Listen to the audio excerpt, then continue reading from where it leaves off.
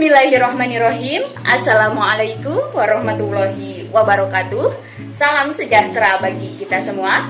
Salam Om Swastiastu, Namo Buddhaya, salam kebajikan. Yang saya hormati Ibu Dr. Hajah Teti Sobari MPD selaku dosen pembimbing 1 saya.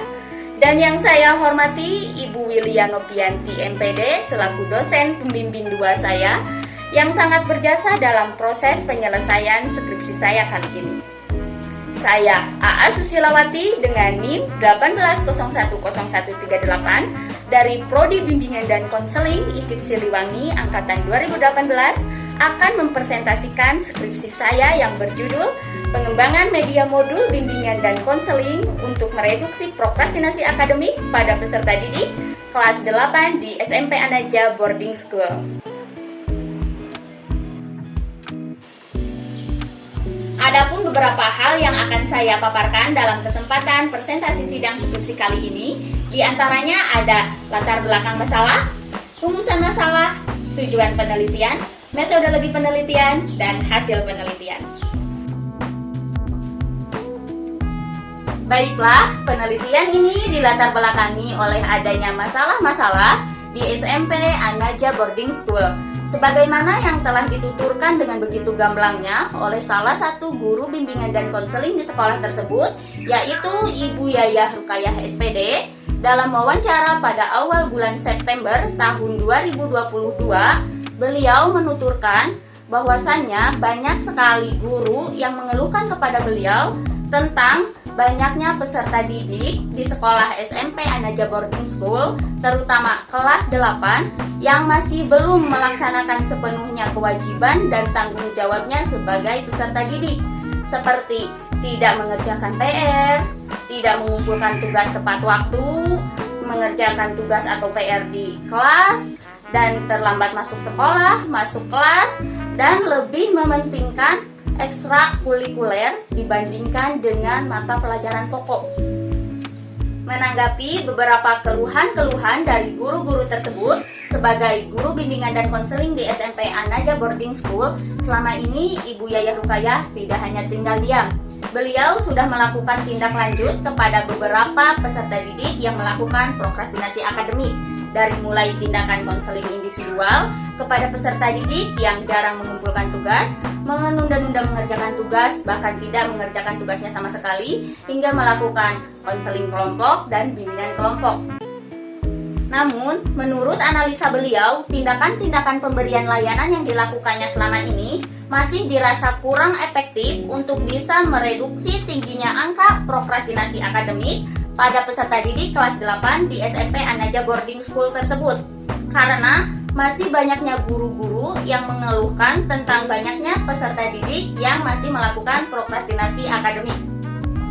Dan menurut penuturan beliau juga, tidak efektifnya pemberian layanan bimbingan dan konseling pada peserta didik kelas 8 di SMP Anaja Boarding School selama ini disebabkan karena keterbatasan media BK yang bisa menunjang pemberian layanan bimbingan dan konseling pada peserta didik.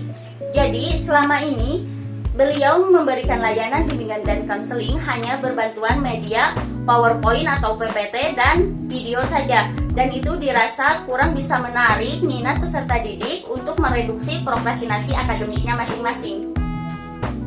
Nah, berdasarkan hasil wawancara dengan salah satu praktisi BK di lapangan, yaitu Ibu Yayah Rukayah SPD, dan juga observasi secara langsung ke SMP Anaja Boarding School pada awal bulan September tahun 2022 yang lalu, fenomena di lapangan tersebut cukup menarik minat saya untuk diungkapkan dan dibahas secara alamiah. Sehingga pada akhirnya saya sebagai peneliti sangat tertarik untuk melakukan penelitian dengan judul Pengembangan Media Modul Bimbingan dan Konseling untuk Mereduksi Prokrastinasi Akademik pada Peserta Didik kelas 8 di SMP Anaja Boarding School.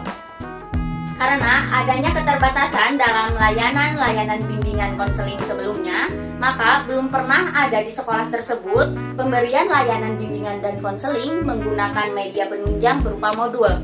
Maka peneliti kali ini akan mencoba mengembangkan media modul BK prokrastinasi akademik yang lebih menarik minat peserta didik agar bisa menunjang pemberian layanan bimbingan klasikal. Kenapa bimbingan klasikal? Karena sebelumnya telah dilakukan bimbingan kelompok, konseling kelompok, dan juga konseling individual, namun dirasa tetap belum efektif.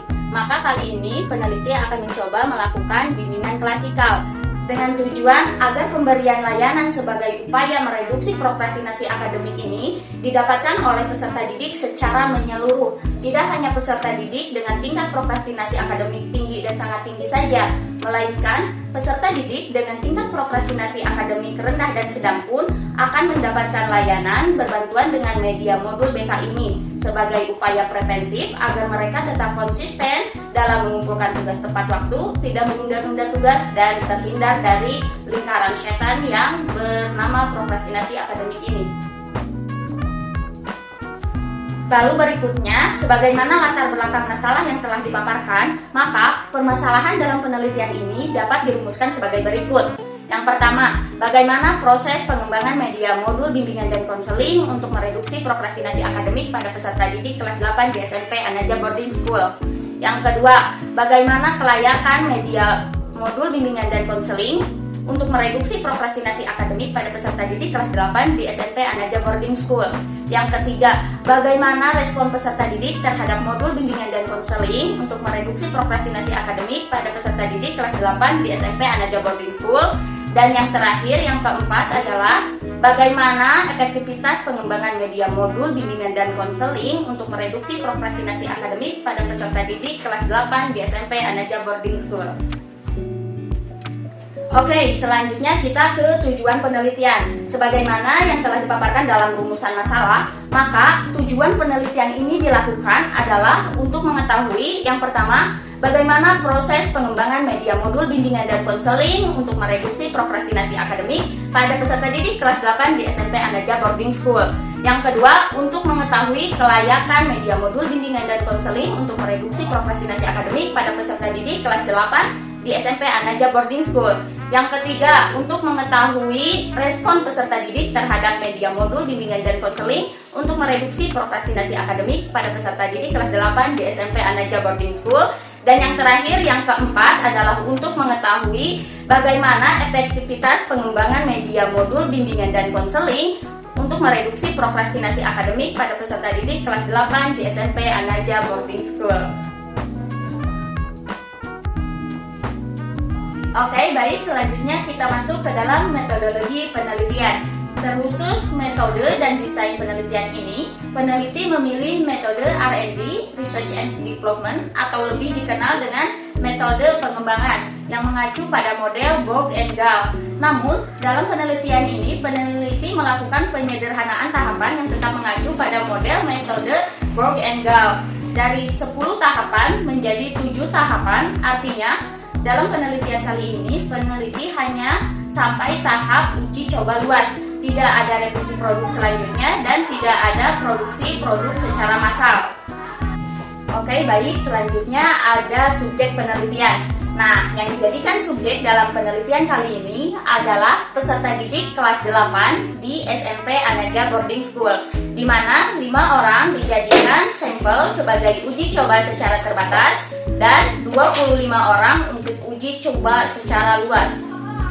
Lalu, lokasi dilakukannya penelitian ini adalah di sekolah SMP Anaja Boarding School yang beralamat di Komplek Pondok Pesantren Sabilunaja RT 01 RW 11 Desa Cipendei, Kecamatan Cipendei, Kabupaten Bandung Barat, Provinsi Jawa Barat, Indonesia dengan kode pos 40558. Oke, baik, selanjutnya kita masuk ke dalam teknik pengumpulan data dan instrumen pengolahan data. Nah, untuk penelitian kali ini, peneliti mengumpulkan data dengan wawancara, observasi, angket, dan juga tes. Dan instrumen pengolahan data yang digunakan peneliti pada penelitian kali ini yaitu ada instrumen layanan, lembar validasi, angket respon peserta didik, dan juga tes. Oke, baik, dan yang terakhir dari metodologi penelitian kali ini adalah prosedur pengolahan data, di mana peneliti pada penelitian kali ini menggunakan prosedur pengolahan data yaitu kuantitatif deskriptif dengan menggunakan rumus persentase sama dengan skor yang diperoleh dibagi jumlah skor yang diperoleh lalu dikali 100. Oke, baik, selanjutnya kita masuk ke dalam hasil dari penelitian ini, terutama pada rumusan masalah yang pertama, yaitu bagaimana proses pengembangan media modul bimbingan dan konseling. Nah, pada bagian ini peneliti melakukan 7 tahapan, di mana tahap yang pertama peneliti melakukan penelitian dan pengumpulan data. Terkait hal tersebut, peneliti yang pertama melakukan pemilihan sekolah terlebih dahulu, yaitu SMP An-Najah Boarding School. Lalu yang kedua, peneliti melakukan asesmen kebutuhan peserta didik atau analisis kebutuhan peserta didik, yaitu peserta didik membutuhkan media BK yang menarik dan membutuhkan layanan bimbingan dan konseling yang efektif. Lalu yang terakhir, peneliti melakukan pemilihan materi, yaitu tentang prokrastinasi akademik. Oke, baik, selanjutnya kita ke tahapan yang kedua, yaitu tahap perencanaan, di mana pada tahap ini peneliti melakukan perencanaan terkait manfaat dan tujuan dibuatkannya modul prokrastinasi akademik, lalu menentukan kompetensi dasar, juga kompetensi inti, dan juga menentukan indikator pencapaian mereduksi prokrastinasi akademik, lalu membuatkan instrumen penelitian, dan yang terakhir membuat rancangan program layanan atau RPL. Nah, selanjutnya kita masuk ke tahapan yang ketiga, yaitu tahap pengembangan produk, di mana dalam penelitian kali ini peneliti mengembangkan produk dengan berbantuan aplikasi Canva. Nah, lalu setelah jadi produknya, produk masuk ke tahapan yang keempat, yaitu validasi produk, di mana validasi dilakukan oleh para ahli di bidangnya masing-masing. Seperti validasi yang pertama dilakukan oleh Ibu Maya Masyita Suherman MPD sebagai ahli materi, lalu validasi yang kedua kepada Bapak Reja Pahlevi MPD sebagai ahli media, dan selanjutnya kepada ahli praktisi di lapangan yaitu guru BK, yaitu Ibu Yayah Rukayah SPD, dan juga audiens yaitu 5 orang peserta didik SMP An-Najah Boarding School kelas 8, dan yang terakhir validasi angket kepada Ibu Tuti Alawiyah MPD. Lalu selanjutnya kita masuk ke tahapan yang kelima, yaitu tahap revisi produk. Nah, setelah divalidasi oleh para ahli, mereka menyarankan ada sedikit revisi perbaikan terhadap media modul bimbingan dan konseling prokrastinasi akademik ini. Lalu setelah direvisi, kita masuk ke tahapan yang keenam, yaitu tahap uji coba skala terbatas kepada 5 orang peserta didik kelas 8 SMP An-Najah Boarding School. Nah, setelah itu, langkah selanjutnya adalah kita memasuki langkah tahapan terakhir, yaitu tahapan uji coba skala luas kepada 25 orang peserta didik kelas 8 SMP An-Najah Boarding School. Oke, baik, selanjutnya kita ke hasil penelitian berdasarkan rumusan masalah yang kedua, yaitu tentang kelayakan media modul bimbingan dan konseling untuk mereduksi prokrastinasi akademik.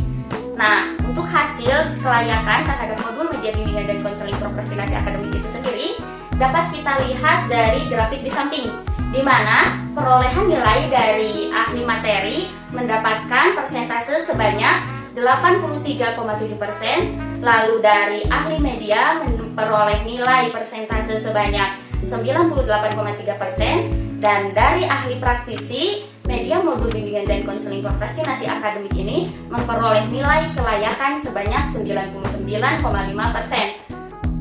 Maka dari itu dapat disimpulkan bahwa media modul bimbingan dan konseling prokrastinasi akademik ini sudah sangat layak digunakan di lapangan berdasarkan hasil dari uji validasi para ahli yang mendapatkan rata-rata persentase sebanyak 90% dengan kategori sangat layak digunakan.